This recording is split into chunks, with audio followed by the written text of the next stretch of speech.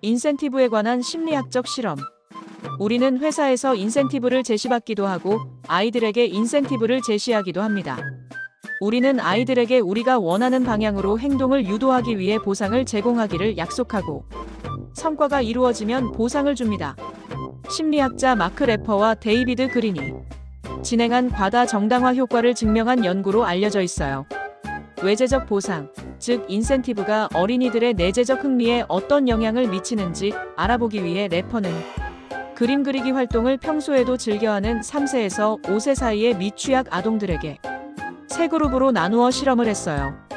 A그룹의 아이들에게는 그림을 잘 그리면 예쁜 칭찬 상장과 금별을 미리 약속하고 그림을 그리게 했습니다. B그룹의 아이들에게는 아무런 약속 없이 그림을 그리게 했습니다. 그리고 그림을 다 그린 후에야 예상치 못하게 칭찬 상장과 금별을 선물로 주었습니다. C그룹의 아이들에게는 아무런 약속 없이 그림을 그리게 했고 그림을 다 그린 후에도 아무런 보상도 주지 않았습니다. A그룹 아이들은 보상이 약속되지 않은 이후 자발적으로 그림 그리는 시간이 현저하게 줄어들었습니다. 그림 그리기가 더 이상 재미있는 놀이가 아니라 보상을 얻기 위한 일로 인식되면서 보상이 사라지자 그림 그리기 자체에 대한 흥미도 잃어버린 것이죠. B그룹의 아이들은 보상을 받았음에도 불구하고 그림 그리는 시간이 거의 줄어들지 않았습니다. 예상치 못한 보상은 내재적 동기를 침해하지 않았던 것입니다. C그룹의 아이들은 원래 가지고 있던 그림 그리기 활동에 대한 흥미를 그대로 유지했습니다. 이 실험은 외재적 보상 금전, 선물, 상장 등이 이미 존재하던 내재적 동기를 약화시킬 수 있다는 중요한 사실을 보여줍니다. 특히 사람이 즐거움을 느끼며 자발적으로 하던 활동에 대해 미리 보상을 약속하게 되면 사람들은 그 활동을 보상 때문에 한다고 여기게 되어 원래의 즐거움과 흥미를 잃게 될 수 있다는 것이죠. 또 다른 인센티브에 관한 실험.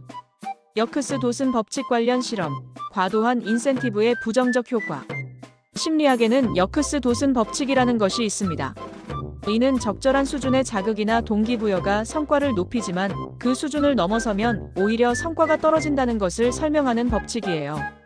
이와 관련된 실험도 있습니다. 높은 성과급을 약속한 그룹과 적절한 성과급을 약속한 그룹으로 나누어 과제를 수행하게 했을 때 과제 난이도와 인센티브 수준에 따른 성과를 관찰했습니다. 과제가 단순할 때는 높은 인센티브가 성과를 높이는 경향을 보였지만 복잡하고 인지적인 능력을 요구하는 과제에서는 오히려 높은 성과급을 받기로 한 그룹의 성과가 더 낮게 나타나는 경향이 관찰되었습니다. 과도한 금전적 보상에 대한 압박감이나 지나친 욕심이 집중력과 문제 해결 능력을 방해할 수 있기 때문이죠. 인센티브는 양날의 검과 같아서 어떤 종류의 과제에 얼마나 적절한 수준으로 제공되느냐에 따라 전혀 다른 결과를 가져올 수 있음을 알려줍니다. 세 번째 인센티브 실험. 이스라엘 하이파의 6개 어린이집에서 진행된 실험은 인센티브, 여기서는 벌금이라는 형태가 오히려 역효과를 낼 수 있음을 보여주는 고전적인 사례로 자주 언급됩니다. 어린이집에서 부모가 아이를 늦게 찾아갈 경우 벌금을 부과하기 시작했습니다. 원래 취지는 벌금으로 부모들이 늦지 않게 아이들을 데려가도록 유도하는 것이었어요. 결과는 놀랍게도 벌금을 부과하자 부모들이 아이를 늦게 데려가는 행동이 2배나 증가했습니다. 벌금을 내면 늦는 것이 마치 비용을 지불하고 서비스를 사는 행위처럼 여겨지게 된 거죠. 돈으로 해결할 수 있는 문제가 되면서 늦지 않아야 한다는 도덕적 의무감이 약화된 것입니다. 이 실험은 금전적 인센티브가 인간의 내재적 동기를 약화시킬 수 있으며 모든 상황에서 인센티브가 긍정적인 영향을 미치는 것은 아니라는 것을 보여줍니다.